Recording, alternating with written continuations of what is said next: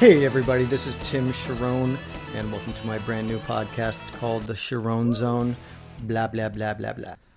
Welcome to my podcast. Today I'm going to talk a little bit about being ready and having what I call a 3-song arsenal so that you can go into any opportunity that you get and totally crush with confidence. And so I'm going to tell you my little Clint Black story of how I got started opening for national acts. Clint Black, country music legend.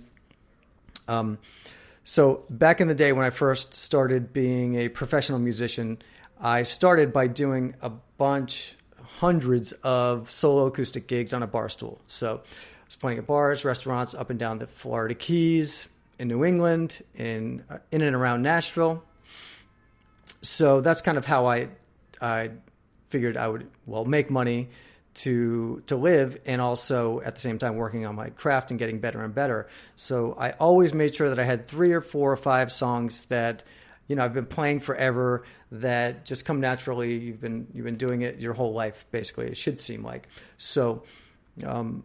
So I'm playing all these solo acoustic shows all over the country, and I'm only playing to, from 10 to 50 people at all these shows. So I got an invitation to perform at this little side stage, where at Indian Ranch, which is this big amphitheater in Webster, Massachusetts, that I play at all the time. So it's called the Corral Stage, where they basically audition people to see if they're going to have them on the main stage the next year.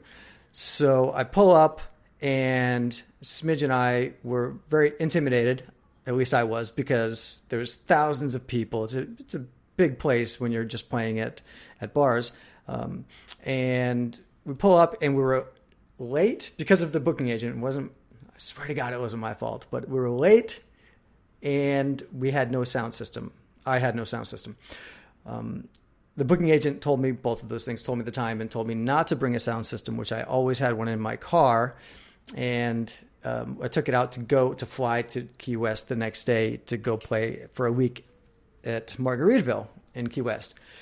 So we pull up, and the stage manager, this guy, John O'Loughlin, who is now a good friend of mine and has helped me ever since this day, to get a lot of opening acts. And I've opened for Charlie Daniels there, Bret Michaels a bunch of times,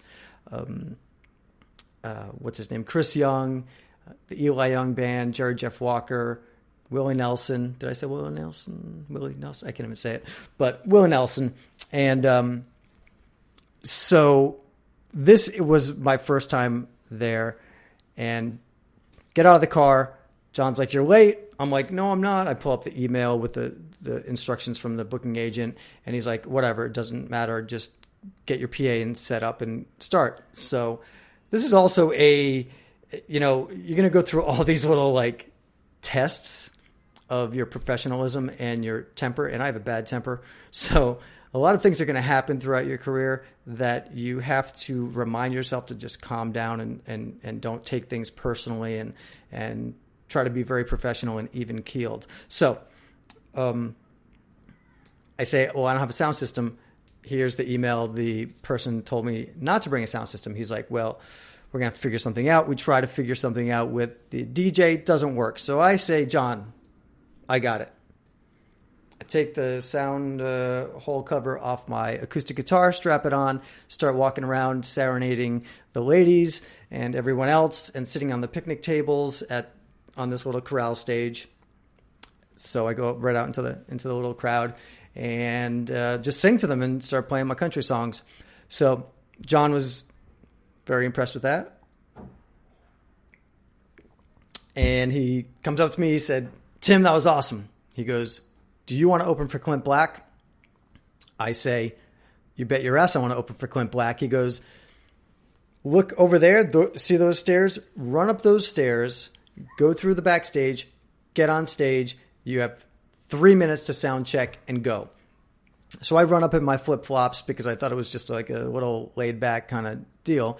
Run up in my flip-flops, plug in, and I walk out onto the stage, and there's thousands of people at this amphitheater. And the moral of the story is, I plug in, I sound check, and I have these, I have 3, 4, 5 songs that I've been playing forever that I just know that I'm super comfortable with, that I can crush. And he gave me 15 minutes to play. I played those songs, had everyone singing along. So the idea is to know these songs so well that you don't have to think about your sound check. You don't have to think about what you're performing, and you can concentrate on performing. You can concentrate on working the crowd, and that's exactly what I did. And from there, it was a huge boost to my career, because we started to, I think 2 years after that, was the first time I opened for Bret Michaels with my band, and we've done a lot since then. And then I used those names that I've opened for to get more opening spots and bigger shows and stuff. So there you go. There's the power of always being ready, being as even keeled as you possibly can, not letting your temper get out of control. And most importantly, having a few songs that that at the drop of a hat, you can run up onto a stage in front of thousands of people and play those songs and execute them without thinking. And this way you can just have fun. The more work you put in, the more fun you can have. So thank you guys so much for watching my little Clint Black story and listening on my podcast, The Charron Zone. And send me some questions. Make sure you subscribe to this, subscribe to the YouTube channel, and I'll see you on the next one.